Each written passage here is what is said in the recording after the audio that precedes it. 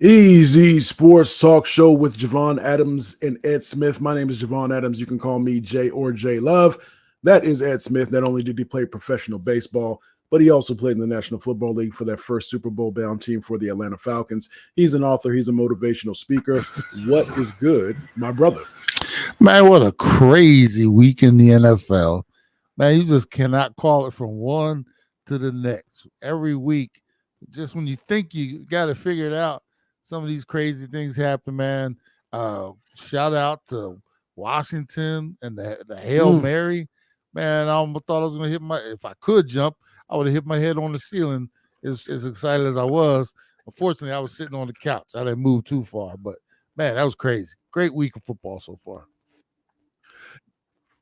Yeah, and that's what we were going to get into is a week 8, recap of week 8. We know that there's still the Monday night game to come, and then I want to get your thoughts on the World Series to this point. But we do this thing 3 times a week, Monday, Wednesday, and Friday. Make sure you tell a friend about what we have going on here. So let's get to it. So you can take it wherever you want if there are other games you want to get in on. But that Jayden Daniels, it was the victory over the Chicago Bears. What was interesting to me, and I'm sure that you saw the highlights, not only the two things that went on there. One, there's the footage of the player from Chicago that's egging on the crowd, saying that the game is over essentially. And so he was caught, he was kind of out of place, out of position where he needed to be in order to have an impact on that play.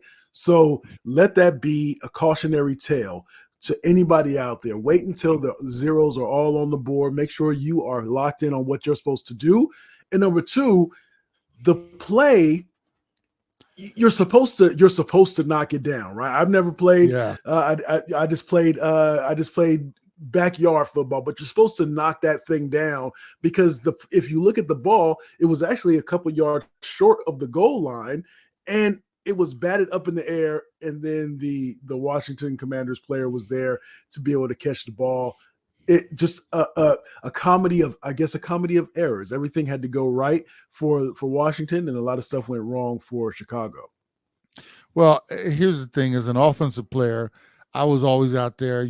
Our job is to catch the ball, so I was never defensively out there to knock it down. I can only think of how much temptation there is for defensive players. Everybody gets paid to do their job, and they're supposed to knock it down. But how much nicer is it to finish that game off with an INT, a cheap one at that? I'll tell you, every DB likes the end of the first half and the end of the game in Hail Mary, because that's like free money if you can get it, right? So the temptation, you know what you're supposed to do, right? You're supposed to just knock it down. It's supposed to be an incomplete pass. But how nice is it to get that cheap INT, right? And it fools them every time. And most of the time they get away with it because they either knock it down or just gets in the pile and, falls harmlessly to the ground. That was executed perfectly by the Chicago Bears. By the Washington Commanders. They had the quarterback that scrambled around long enough to let everybody get down there so there wasn't rust. So he basically gave everybody an opportunity to get to their spots. And then, he had just enough arm to get it close enough, which was aided by a 12-yard out that the Bears let them run the play before. If they don't let them complete the play before, just, hey, go ahead and take this 12 yards. We're talking about a ball that lands around the 10-yard line instead of at the goal line, somewhere at the goal line. Well, okay, you give him that 12 yards, he gets the ball, you give him enough time, he gets enough air under it, and then they perfectly executed. They had the 2 or 3 dudes fighting for it in the pile, and the dude just without anybody watching, just drifts to the back, waiting for that deflection to just pop right into his arms. And that's exactly what happened. And that, man, I'm telling you, man, when something like I can only imagine being in that locker room after that game, because you talk about snatching victory from the jaws of defeat. That was unbelievable. And the bad part, and I know, like, there's some movies out there that people say are not great movies, but they just had a great ending. And one of them, I think people are missing this one. A lot of people talk about The Sixth Sense. I thought that was a great movie, but because the ending, I'm with you. I think it was a great movie, right? A lot of people will say, well, it was an okay movie, but it had an unbelievable ending. That's the same thing about this game. The game itself stunk. And I'm not saying the Sixth Sense did. Sixth Sense was a great movie with a great ending. But according to some, it was a decent movie with a outstanding. This game stunk for the most part. It was in the teens. Neither one of the great young quarterbacks played great. If it would have ended with that ball being knocked down, it'd have just been like, oh my God, I'm glad that one's over. But because of the ending, everybody's running around. It's like, oh my God, it's one of the great. It was a great ending to a so-so game, but I'd rather have that. Like I said, that ball to just hit the ground, that'd have been so lackluster. That was unbelievable the way that game ended. And kudos. What's really kind of Jayden Daniels, he's putting his stamp on this league already. Whereas the number one pick, Caleb Williams, he's not struggling, but it still doesn't look as good as Jayden Daniels. So this is 2 years in a row where our number 2 pick is outside the number 1 at least a little bit. And right now, in meetings across the country, in Washington right now, let me see, it's about 11:30. They're probably somewhere in the middle of getting ready to start watching this. Boy, there's going to be a big cheer at the end. And somewhere in Chicago where they're an hour behind, man, it's going to be a rough watch. All right, gentlemen. Okay. We're going to have to pick ourselves up after this one. Just amazing, the tale of two cities, man. And all because of the Hail Mary. So from whether it's your exultation or whether it's being upset and dejected, we go to another team, the Jets. The Jets lose again, and I just wanted your thoughts on this one, because it just seems what even the interim head coach said, that they're essentially this is darkness, or they're in a dark place, and I'm kind of paraphrasing here. I wonder, Devontae Adams, is he saying, what? I could have at least been in Vegas over there. At least I could have just been in Vegas. I could go and enjoy the nightlife in Vegas. I'm close to Los Angeles real quick. I can enjoy that West Coast, with weather, all that stuff. But I'm here because I wanted to go. And as Bomani Jones has said, it's not show. It's not. He's looking at it as a friend business, or friend business, as opposed to show business, or show friends as opposed to show business.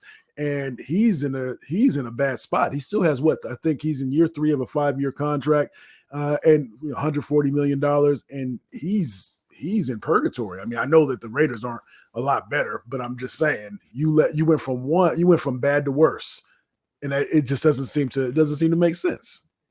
And you know who has absolutely zero sympathy for him? This dude right here.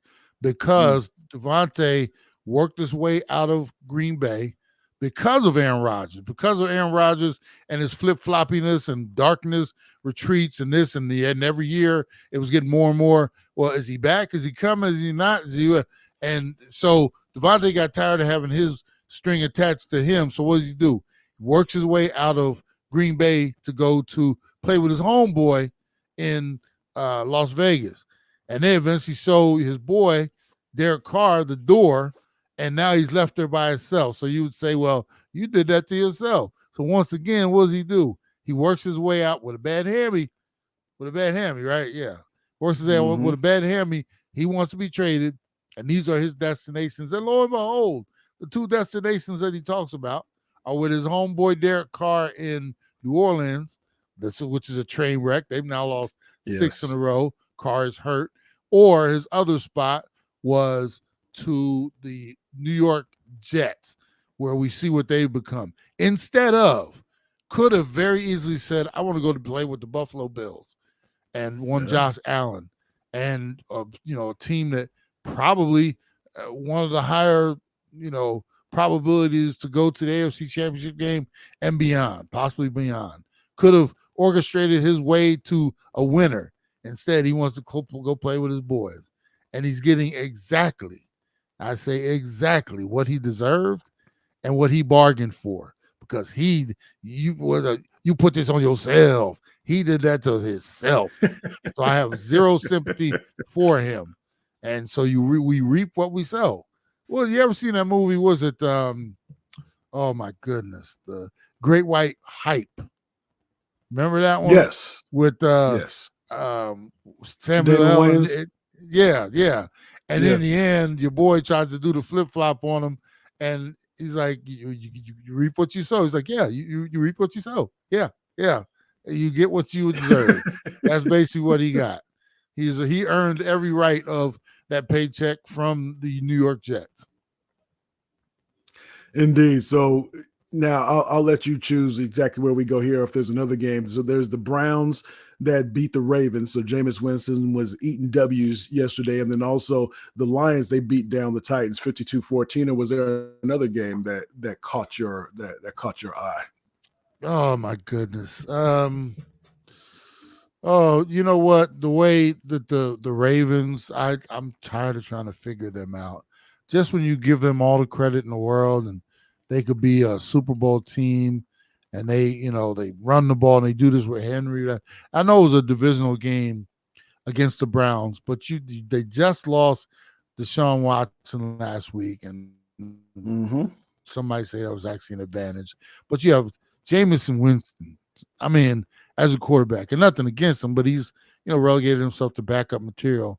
And this is an opportunity for you to just go handle your business. I mean, we're not asking you even style points, nothing like that. Just go handle your business. I don't care how you walk away, but walk away with a W.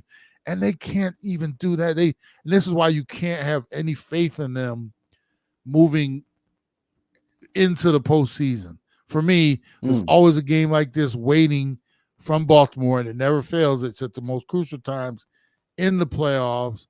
And until they win one and actually go all the way to the dance, and I'm seeing them hoist the trophy, this game right here and others like them are always going to be in the back of my mind. So when it comes time to pick, they're always going to be downgraded just a little bit for me because of games like this. Whereas on the flip side, your Kansas City went into Vegas and they found a way to win rather than lose. And that's just the difference. I mean, there's a reason why one team has 3 Super Bowls over the last 4 or 5 years, and the other one is still sniffing, trying to get to their first in this iteration of the team. And it's all, like I said, consistency. And they show you just how inconsistent they can be sometimes. I don't understand them. So before we get to talk about the World Series, just real quick, for those who love hip hop, if you listen to the show, you know I do a little bit of MCing myself. My nom de plume is J Love. Make sure you check out my new project. It's called MC Sessions. Wherever you listen to music, go ahead and just type in MC Sessions. So the letter M, letter C, Sessions. You can also go to jlove.bandcamp.com. Again, jlove.bandcamp.com. 5 tracks on there. Really, really proud of it. I think, well, I'm very confident that you will love it and that you'll like it and that you'll put it on repeat. So again, MC Sessions, go ahead and check that out. And don't forget, as we talk football, Ed and I, we have our weekly podcast that we do called Believe in the Arizona Cardinals, and it's twice a week. So it's on Mondays and Thursdays. The new episode is out now. Mondays, we look back on the game that was, and then Thursday, we look ahead to the next opponent. So if you're not an Arizona Cardinals fan, but you know somebody who's an Arizona Cardinals fan, let them know about it. Wherever they listen to podcasts, just have them type in Believe in the Arizona Cardinals. That's BLEAV in the Arizona Cardinals. Make sure you check that out. EZSportsTalk.com. He is Ed Smith. I am Javon Adams. The World Series game 3 is tonight. It's 2-0 advantage of Dodgers. I missed the walk-off home run from game 1. The Dodgers were victorious, but I was paying attention to game 2. It was a Dodger victory, of course, since they're up 2-0, but it was in dramatic fashion. Both games in dramatic fashion. The Yankees had the bases loaded and the opportunity to be able to push across the winning run, and they just weren't able to do it. I know that because it's now the playoffs and in the World Series, that you were paying attention to the game, the high drama. Want your thoughts on the World Series thus far, and will the Yankees be able to make this a series and pull out game 3? I am in my baseball glory, man. This is these first 2 games, the Goliaths that we have in the World Series to begin with, Dodgers, Yankees, and then to have them both playing as well as they are. We're getting a little taste of everything, Jay. We're getting good to, dare I say, a couple great pitching episodes by the Dodgers. We're also getting great timely hitting from both. The Dodgers just happen to be a little more clutch right now with the walk-off in game one. Once again, if I had the ability to jump, I would probably hit my head on the ceiling fan. But and then to hold off the Yankees from scoring. But then you get like little individual pockets. That doggone Juan Soto, bruh, that dude has made himself so much money through the regular season and in these playoffs. I mean, I don't even know if they have enough money printed yet for him. He has done so well. Giancarlo Stanton with the Yankees, he's doing it. The one person that's not doing it, Judge, he is struggling. And I've been there before. I heard the argument. I heard the argument that maybe they should move him down in the lineup. What would you do if you were the skipper for that team? Would you leave him where he is? Would you move him up? Would you move him down? What would you do? I'd give another opportunity at home. There's a reason why you are where you are in this season, and it's because of him during the regular season, hitting where he's hitting and doing what he was doing. It's just untimely and bad timing that he's struggling now. All through the playoffs, he's pretty much struggled. But, in this series, and he's not – here's the thing. He's struggling by not even putting the ball in play right now. He's striking out on an incredible heater right now. And that's when – and here's the thing, Jay, I'm watching, and I am literally talking my son through what I'm seeing. He's pulling off on everything. They've got him so wound up in his own head right now, show him a fastball up that he can't hit, and then softened to death away with the sliders and the breaking stuff. He's trying to pull everything. And the crazy part, I've watched this man go oppo, hit balls to dead center and right field over the fences. So I know he has the ability, doesn't have to pull off on everything. But for whatever reason he is, and his hitting staff and himself, they have not made the adjustment. So until he gets out of that, right now they've got a slot where if we throw him the soft stuff here and the fast stuff here, they've got him so scripted that he couldn't. If you just told him what was coming, he couldn't hit it. And I've been there before. And the problem is he's on the biggest stage that there is, trying to figure it out on the fly. And you can't afford, like if this was a regular season, you give him a couple of days off. But we got a long road trip. We're finishing up. We're going to sit you, just take a day off. We're only coming in for batting practice. And I've seen that before. Don't even come in for batting practice. I want you to show up game time. I'm not even going to use you today. Just take the day off. And that's what you do on a day in July or August. This is unfortunately the World Series. There are no days off. You got to try to find your way out of the funk. He's hitting in a paper bag right now and in a plastic bag. He cannot find his way out of it. He's wrapped up in it, does it. They got the drawstring drawn, and they are just butchering. They're killing him right now. So we'll see. And there's always ways to try to find your way out of it. You hit until your hands bleed and you figure it out, or you have to just get away from it. I don't know what philosophy they're going to use, but they've got to do something other than what they've been doing to this part. But otherwise, like I said, you got Ohtani. Everybody seems to, Mookie Betts. Everybody's invited to the party, and Judge is there as well, but he's standing out on the back porch. Somebody locked the door on him, the patio door, and he can't find his way back in right now. And I feel bad for him because he should be out there, especially what he's brought to the regular season, should be a part of this big thing that's going on. But we'll see. I'm going to continue to watch him, but just great games so far. Now, does it get interrupted by one of those bullpen session games? I hope they don't revert to that. I haven't seen who starting pitching is for the Dodgers. Bueller for the Dodgers and Schmidt for the Yankees. Okay. Well, I hope we get regular. Now, you brought something up when we were talking. The analytics are obviously killing the game a little bit. Your boy Boone just can't find his way around getting away from an analytics sheet because, and then even Roberts got caught up in it with Yashimoto or I think it's a Yamamoto, I think his name was dealing the other day. And instead of letting him continue on, they even take him out of the game. And that's going to cost somebody at some point. He's going through the third time through lineup, so we can't let him face him. We got to take him out after, and man, when a pitcher's dealing, you would have a hard time.